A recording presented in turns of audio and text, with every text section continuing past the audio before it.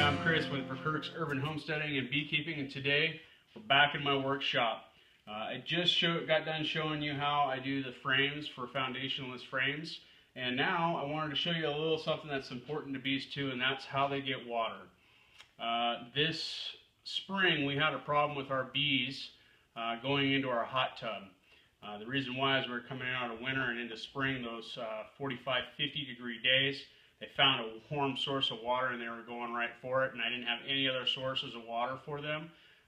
So I created some drinking buckets, if you will, for them to get a drink of water and try to discourage them from going to the hot tubs or the neighbor's pool or the neighbor's dog bowl. I think that's just ethical beekeeping and keeping your neighbors happy, as well as making sure that your bees stay in your apiary. So what I did is I created just a water bucket for them. How I did that is I took a 1-inch piece of foam, cut it in a circle, and applied some burlap to it. And so that's what it is right there. I just pulled this right out of my apiary. It's still wet, still has some water in it, and this has seemed to work pretty well. So let me show you how to make one of these, okay? First off, you need to get 1-inch foam. I happen to have a supply of 1-inch foam from a local manufacturer here in town, and these are just scrap pieces they throw away, and so it makes it pretty easy to do that. If you can't find that, I'm sure that you can find some foam or whatnot on the internet. This is high density foam. It's pretty stout. You could stand on it and not squish it, which is important because it'll last a little bit longer. So I have a piece of scrap there. Burlap. Now, you can probably use any sort of cloth, but I'm going to use burlap. Why? Because it's free. I get this from my local coffee roaster. They're willing to give me burlap to burn in my smokers as well as use in my garden and whatnot. So I have about 50 of these bags at my disposal, so that's what I'm going to use today. I found that using a double layer or 2 layers of burlap is better than using a single layer.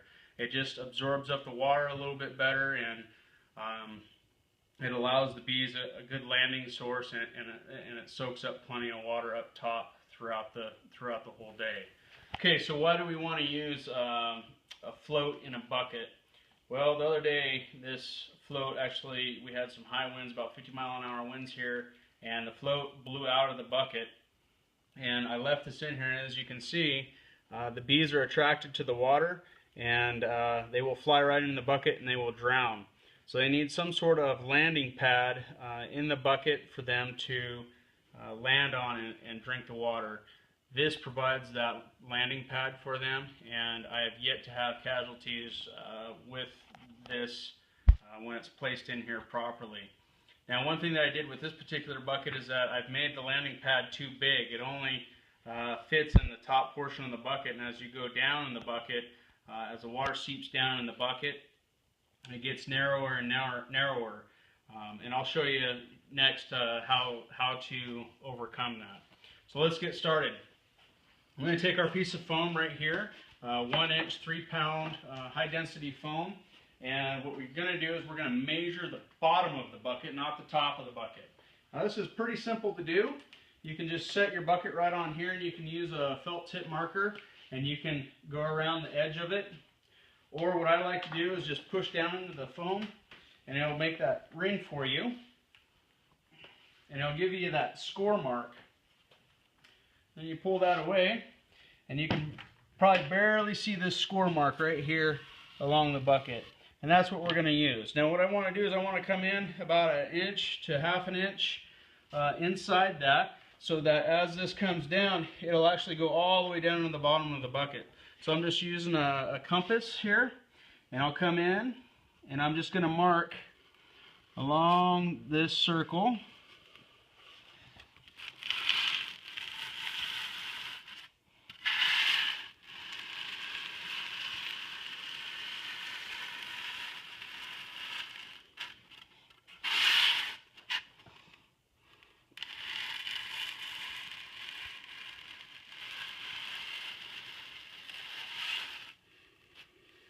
And it doesn't have to be pretty. It's just a rough line. so that you have an eyeball of where to cut this out. Okay, like so. Now I got my 2 lines. I'm going to be cutting out the inside line is where I want to cut that so that that will be the proper fit for the bucket. Next, what you can do is you can either take a knife, a box knife like so, or what I'm going to do is I'm going to use my scroll saw over here. So we'll show you how I cut that out, and we'll put this in fast motion here and show you how we do this.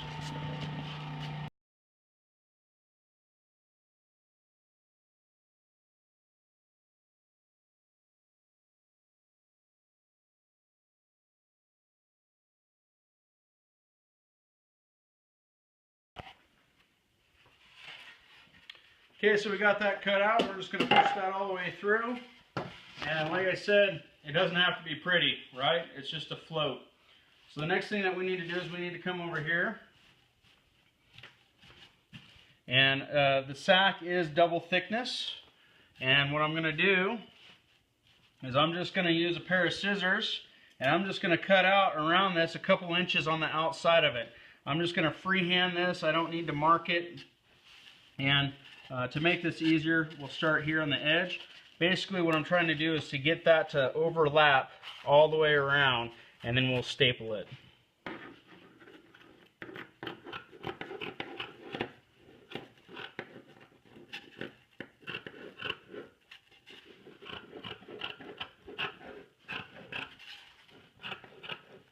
And don't use your wife's good sewing scissors.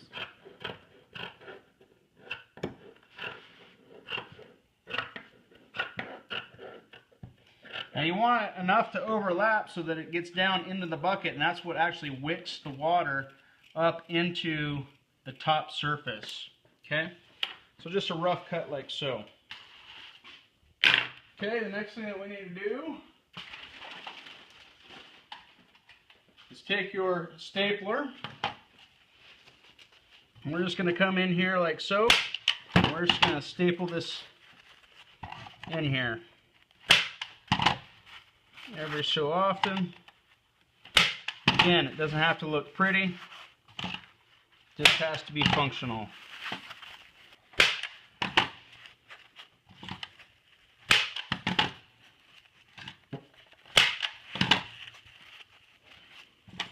So you're just pulling this around like so, stapling it in here every so often.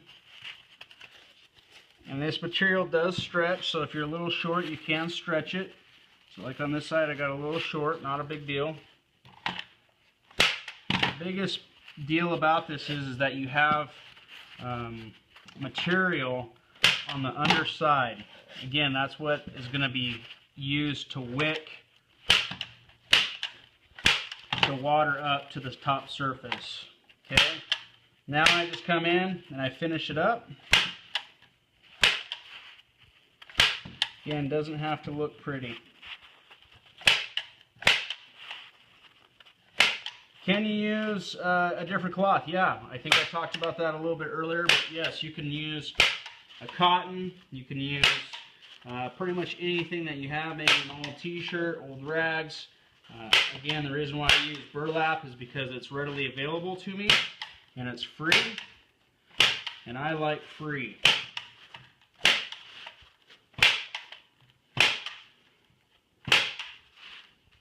This foam seems to hold these staples pretty well. I haven't had any problems with them. I haven't had problems with rust or anything like that, and they've held pretty well. So there it is. You just have a float with a landing pad for your bees.